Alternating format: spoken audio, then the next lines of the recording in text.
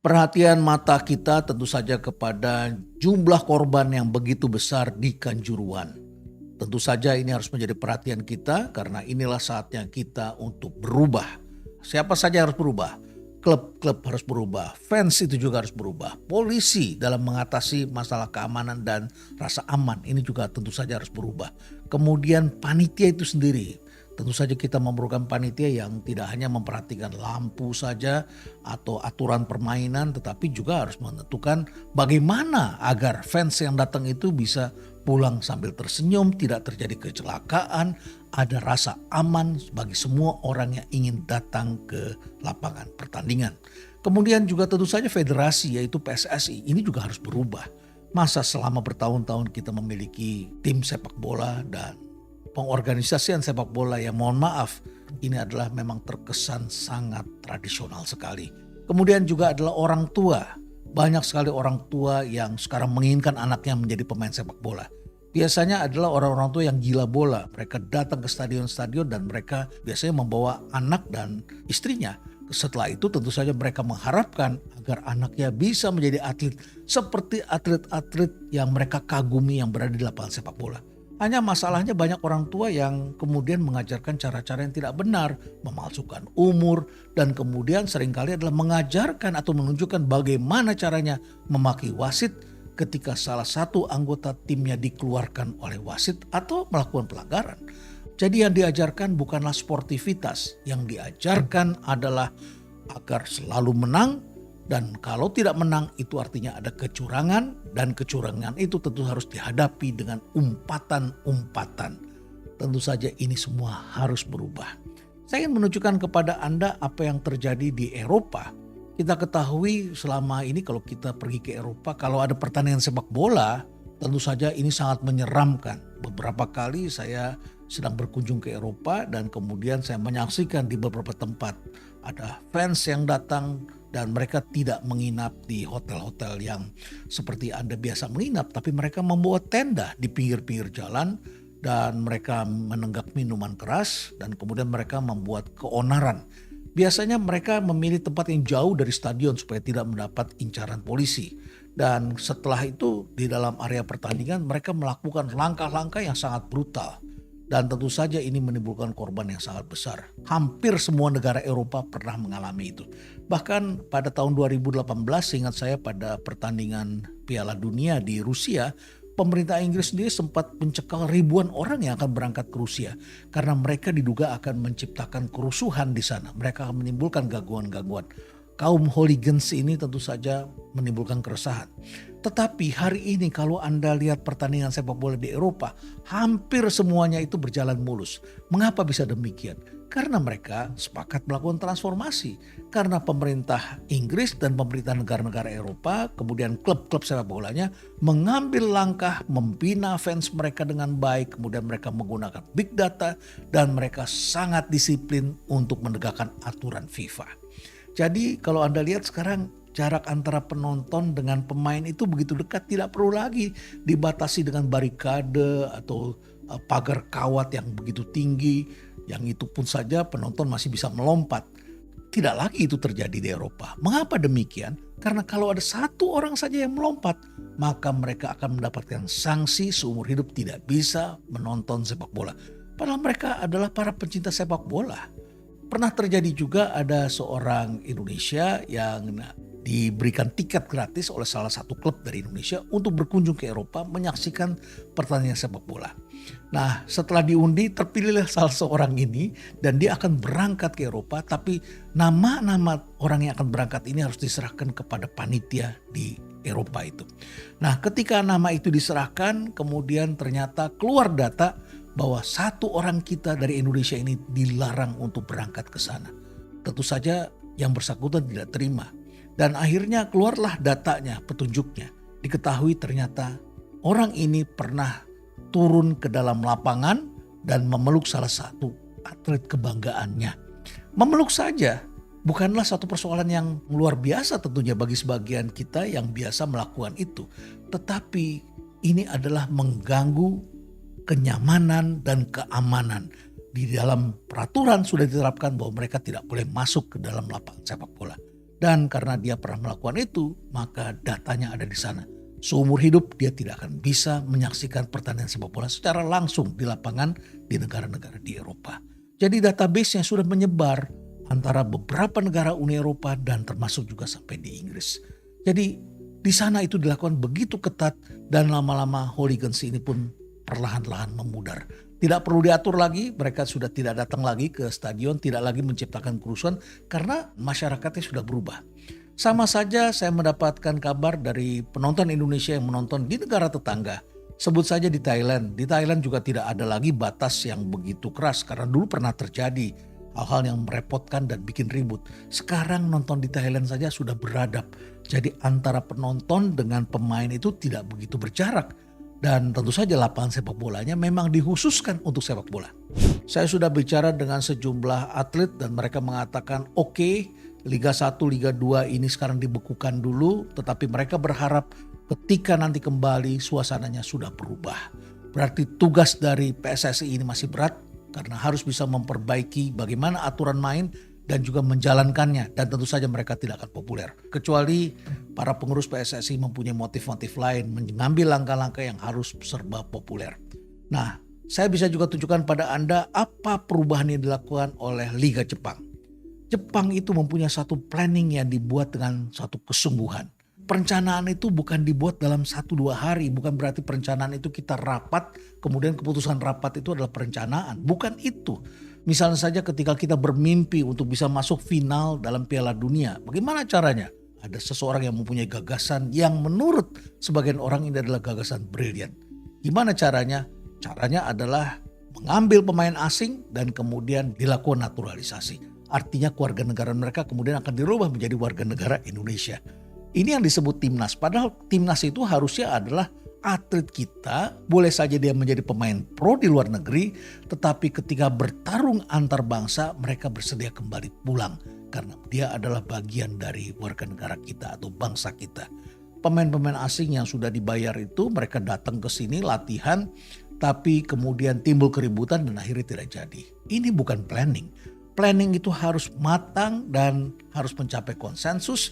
Dan tidak cukup kita bicara tentang hanya pemain saja. Kita juga harus membicarakan aspek keuangan, kita harus membicarakan penginapan, penggajian, dan lain sebagainya. Semua harus kita bicarakan. Dan terlebih dari itu semua adalah perencanaan itu tidak bisa hanya untuk satu musim. Perencanaan itu harus dilakukan selama puluhan tahun. Itulah yang dilakukan oleh Jepang ketika membangun Liga Jepang pada tahun 1992. Dan mereka membuat perencanaan selama bertahun-tahun sampai kemudian mereka sepakat bahwa 100 tahun sejak tahun 1992 itu mereka harus bisa menjadi juara dunia. Itu targetnya. Jadi mereka bermimpi 100 tahun ke depan dan targetnya adalah memiliki liga yang sukses, sustainable. Jadi menangnya bukan satu kali dan tidak konsisten. Mereka ingin konsisten. Jadi mempunyai sumber atlet yang memadai, sekolah yang bagus, pembiayaan yang tepat. Maka setiap tim itu harus mempunyai pembiayaan yang tepat, harus ada membership fee, tidak boleh bergantung pada orang. Biasanya kalau di kita ini bergantung pada seorang cukong, siapa yang kaya raya dan kemudian dia selama dia masih hidup dia bisa membiayai klubnya. Tapi begitu dia tidak ada atau perusahaan yang mengalami kolaps, gangguan, ingat sebentar lagi dunia akan memasuki resesi yang gelap. Oleh karena itu kita harus memikirkan keberlangsungan ini. Nah jadi ini prosesnya panjang, 100 tahun. Bahkan kemudian mereka tetapkan bagaimana aturan untuk mendatangkan pemain asing. Mereka tetapkan maksimumnya. Di Indonesia kita menyaksikan klub itu ada klub yang kaya. Dia bisa mendatangkan pemain asing yang sebanyak-banyaknya. Dia bisa pilih tim yang bagus-bagus karena dia punya uang. Wajar kalau dia kemudian bisa menjadi menang. Tapi ada tim lagi yang uangnya ngos-ngosan. Bahkan sudah uangnya ngos-ngosan dan kemudian pembayarannya tidak beres. Pemain-pemain ini bisa digaji, bisa tidak dan akhirnya kemudian harus berpindah. Jadi sangat tidak sustain. Nah dalam Liga Jepang itu ditetapkan pemain asing maksimum hanya boleh 4 plus 1 dari Asia. Itu pun adalah negara-negara yang bekerja sama dengan Liga Jepang. Bisa dari Singapura, bisa dari Malaysia, bisa dari Indonesia, dari Vietnam atau dari Myanmar. Dengan begitu kemudian mereka tetapkan berapa kali timnya bisa masuk ke dalam Piala Dunia. Jepang sudah 7 kali masuk dalam Piala Dunia. Dia hanya kalah pada tahun 2002, 2010 dan 2018. Kemudian mereka sudah menang dalam perebutan Piala AFC ASEAN Cup.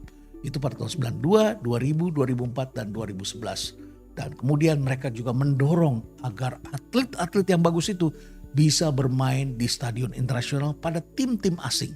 Jadi mereka tidak hanya mendatangkan pemain internasional yang untuk bergabung dengan tim mereka, tapi mereka mendorong agar atlet-atletnya juga bisa kompetitif di dunia internasional. Dan tentu saja kalau sudah begini, ukurannya bukan cuma teknik bermain bola, tetapi adalah kemampuan bekerja sama dan attitude. Oleh karena itulah mereka berupaya keras agar atletnya bisa diterima dalam tim-tim internasional. Dan akhirnya kemudian kita dapatkan misalnya saja Nakai pemainnya bermain untuk Real Madrid. Kemudian Tomiyasu itu bermain untuk Arsenal. Mitoma bermain untuk Brighton, Hove Albion. Dan ada ketentuan di Jepang, klub ini harus berbentuk korporasi dan korporasi ini boleh go public. Pemegang sahamnya haruslah masyarakat Jepang dan mereka tentu saja dengan senang mendukung. Jadi bentuk dukungannya antara lain adalah juga dengan membeli saham pada perusahaan-perusahaan yang merupakan klub dari sepak bola kebanggaan mereka. Nah, kalau kita menciptakan itu tentu kita harus mempunyai satu peta panjang yang jelas. Bukan karena semata-mata hari ini kita jadi pengusaha sukses, kemudian kita perlu tampil di publik bahwa kita ini adalah orang yang serba bisa, orang kaya di daerah kita, flexing dengan cara membeli klub sepak bola. Bukan itu. Yang harus dibangun adalah industri yang matang, yang menyenangkan, sehingga atlet senang, penonton juga senang. Dan kita ketahui pula bahwa klub-klub ini semuanya berasal dari daerah. Baru perlahan-lahan ini namanya kemudian dirubah. Dari nama daerah yang erat hubungannya dengan masalah etnik, dukungan publik yang berada di sekitar situ menjadi sebuah nama klub yang harum. Saya kira banyak orang Indonesia yang menjadi pencinta atau supporter bagi klub-klub sepak bola. Saya seringkali baca di beberapa grup teman-teman saya bertarung dengan tim sepak bola kebanggaannya. Ributlah satu sama lain. Padahal mereka bukan orang Inggris, tapi mereka menyebut nama klub-klub dari Inggris. Jadi tidak terikat lagi dengan etnik, tidak terikat lagi dengan suku bangsa. Tapi sudah menjadi suatu kebanggaan karena tim itu bermainnya sangat baik. Jadi mari kita rubah. Nah, karena selama ini berpikirnya adalah kedaerahan, maka stadion itu juga adalah stadion yang dibangun oleh APBD, oleh Pemda, dan Pemda setempat kemudian membangunnya juga dengan berpikir bahwa stadion itu harus multipurpose. Jadi dipakai tidak hanya untuk sepak bola, bisa dipakai untuk atletik, bisa dipakai untuk pertunjukan musik, pengajian, dan upacara-upacara keagamaan lainnya. Jadi akibatnya stadion itu tidak direncanakan dengan baik. Stadion yang baik tentu saja dimiliki oleh klub dan di situ ada teknologinya, single seat, dan penjualan tiketnya pun harus online. Jadi ini memang harus dirubah. Nah, kalau kita serahkan kepada pemerintah kota atau pemerintah kabupaten atau provinsi, tentu saja gedungnya sangat tidak standar. Ada yang tangganya sangat curam, ada yang keadaan bangku-bangkunya disebut sebagai stadion angkot. Artinya bangkunya bangku dari coran semen cukup panjang begitu. Waktu saya tanya mengapa tidak dibikin single seat? Karena cepat dirusak. Jadi dirusak, diangkat, dipakai untuk melempar ke tengah lapangan atau kepada orang lain. Tentu saja ya bagaimanapun juga kita harus berubah dari keadaan ini. Jadi inilah satu perubahan yang mendasar yang harus dilakukan oleh para pemilik klub. Kemudian yang juga harus berubah adalah fans yang tadinya spiritnya adalah kedaerahan.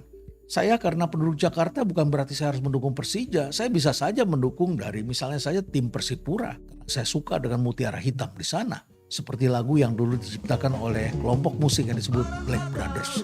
Ini adalah sebuah lagu yang tetap dalam ingatan generasi saya bahwa ada pemain-pemain yang kami kenang sepanjang masa karena berasal dari Persipura pada masa itu.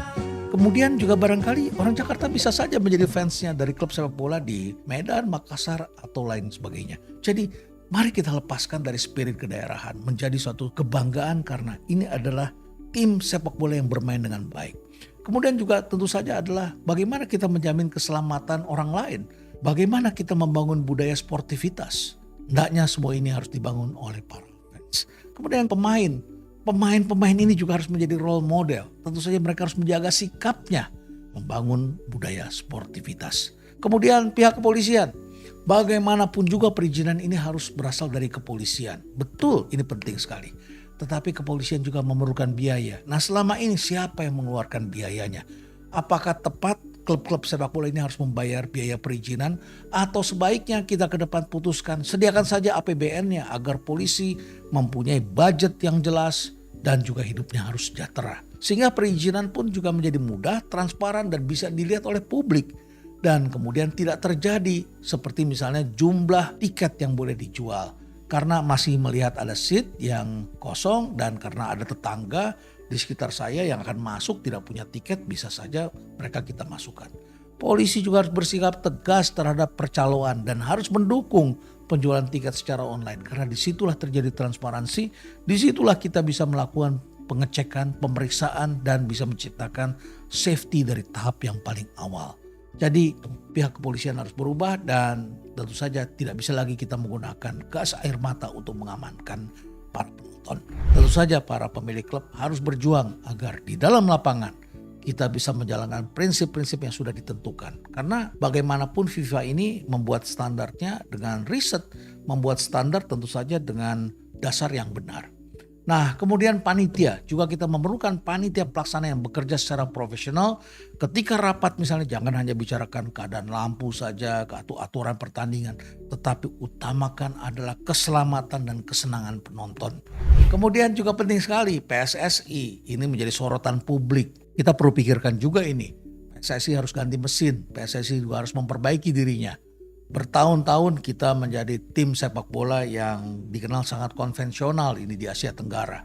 Di negara-negara tetangga kita menyaksikan tim sepak bolanya sudah bisa menang lebih secara sustainable, berkelanjutan, memiliki tim yang profesional, sekolah sepak bola yang baik, stadion yang baik.